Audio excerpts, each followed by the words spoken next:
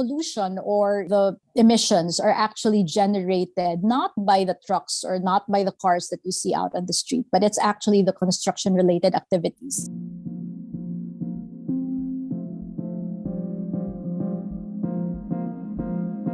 Hi, I'm Liza Morales. I'm an architect by profession. My firm is Ecotecture Design Studio.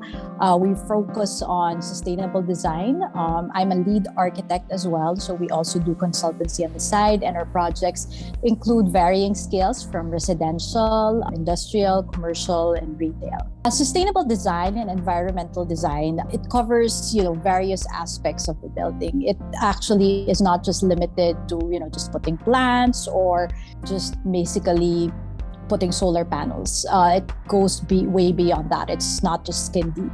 So the way it works is that we actually go into each and every component that goes into the building of a home, for example. Like we actually deconstruct like the different components and say, okay, what paints are we putting in there? Are they healthy? Are they safe? You can inhale them if you have children. Well, we actually question the need for materials. So we go by this mantra that less is more. And that's not just an aesthetic mantra, but it actually covers the functional use of different materials. Like if we don't need to have a specific material in there, why do we have to put it? Do you need to put that extra ceiling? Why not expose the beams as the way they are? And using a lot less material is actually a lot better for the environment, and we'd be able to help lessen the carbon footprint that goes into construction. Because the issue now is, what I've discovered just going on this path or journey is that pollution or the emissions are actually generated not by the trucks or not by the cars that you see out on the street, but it's actually the construction related activities that are related to building homes, buildings and whatnot. So that is the biggest contributor to the carbon footprint. So I thought that, in my little way, with what I do with my profession, that I'd be able to help lessen that carbon footprint somehow with our designs, and looking into these a little bit more closely and just exercising due diligence and picking materials for a more sustainable home.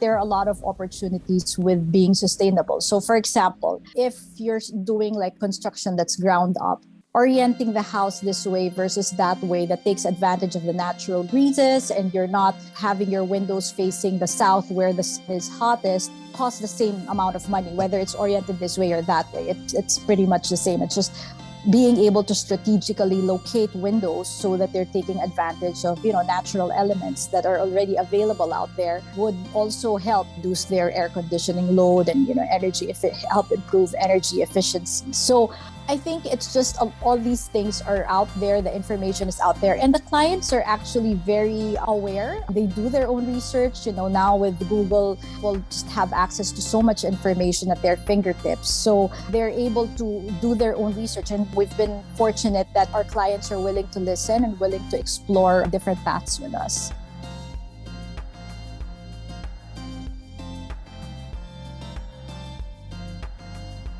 Because of the pandemic, it's opened our eyes to what we actually don't know. I think most of design professionals, whether you're talking to mechanical engineers, architects, interior designers, to revisit the way we were doing things. And now with this pandemic, we're actually, with office spaces, for example, now considering like how we're spacing out the desks.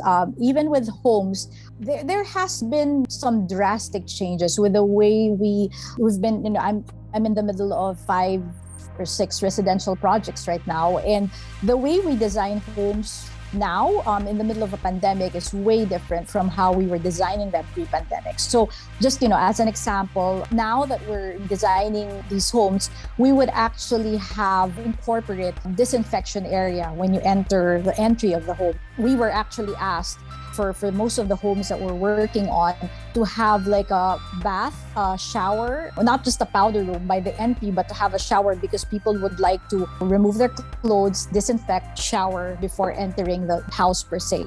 So those things, and some have a designated like separate area for quarantining, household health. These things actually have impacted our design. And I noticed that a lot of the projects that we're working on right now are outside of Metro Manila. So I think there is that big push for, I wouldn't say exodus, but people are moving outwards, because I guess now that we have realized that you can work from wherever. You could be by the beach, you could be up in the mountains, and it still works out. It's a setup that works for most people. So that mobility, I think, allowed our clients to look at moving outside of the city.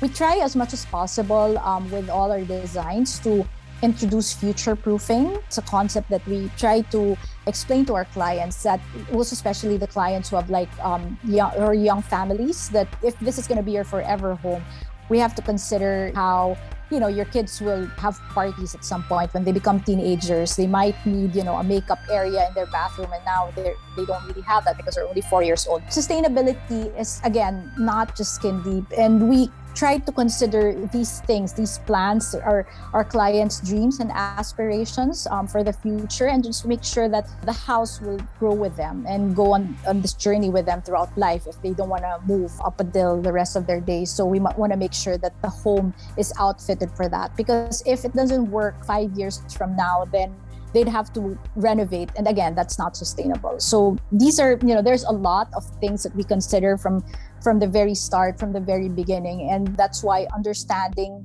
the client's wants, needs, and dreams, it's very, very important.